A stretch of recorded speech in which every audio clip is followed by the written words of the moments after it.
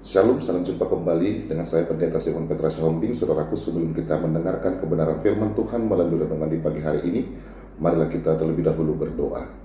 Damai sejahtera Bapa yang melampaui segala akal, itulah yang memelihara hati dan pikiranmu di dalam Kristus Yesus Tuhan kita. Amin. Saudaraku terkasih, firman Tuhan renungan di pagi hari ini tertulis dari 2 Tawarik 7 ayat 14. Demikianlah firman-Nya. Dan umatku yang atasnya namaku disebut merendahkan diri, berdoa dan mencari wajahku, lalu berbalik dari jalan-jalannya yang jahat, maka aku akan mendengar dari surga dan mengampuni dosa mereka, serta memulihkan negeri mereka.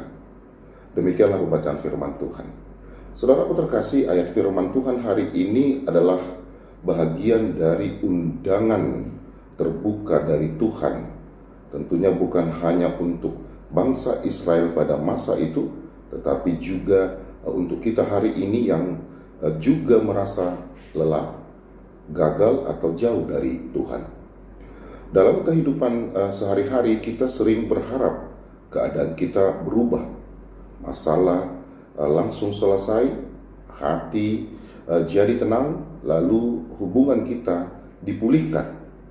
Namun Tuhan menunjukkan bahwa pemulihan tidak dimulai dari luar, melainkan dari dalam diri kita.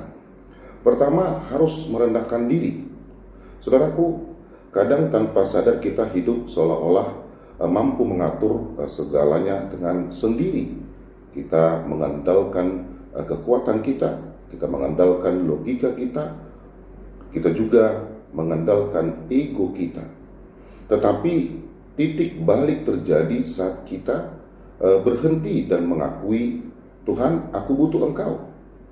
Kerendahan hati membuka pintu bagi Tuhan untuk bekerja.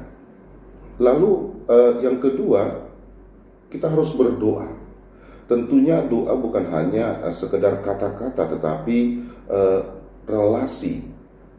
Di tengah-tengah kesibukan kita sering lebih banyak berbicara dengan orang lain daripada dengan Tuhan. Padahal di dalam doa kita belajar menyerahkan beban dan menerima kekuatan yang baru.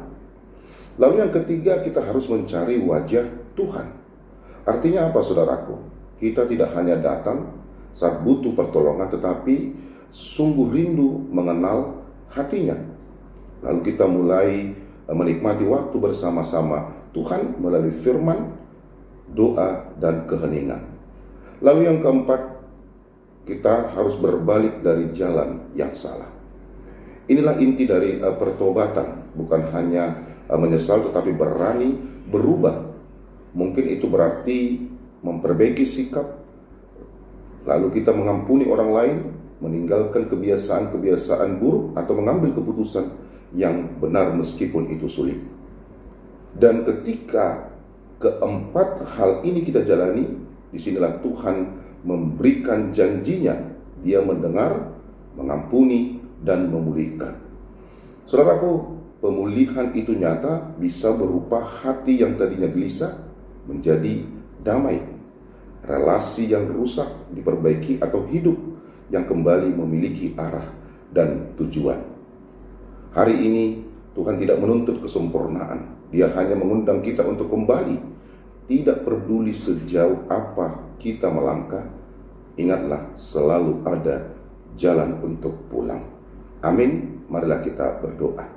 Bapa dalam surga, terima kasih ya Tuhan untuk firman-Mu di mana Engkau mengingatkan kami agar kami selalu mencari wajah-Mu dan kami selalu berdoa. Dan biarlah firman-Mu ini yang menuntun perjalanan kehidupan kami ya Tuhan. Dan Engkau senantiasa memberkati kami di tengah-tengah keluarga dan pelayanan kami. Dan jikalau ada di antara jemaatmu yang mengalami sakit penyakit, Tuhan yang memberikan kesembuhan bagi mereka. Di dalam Kristus Yesus kami berdoa. Amin. Selamat beraktivitas, tetap semangat saudaraku. Tuhan Yesus Kristus memberkati kita semua.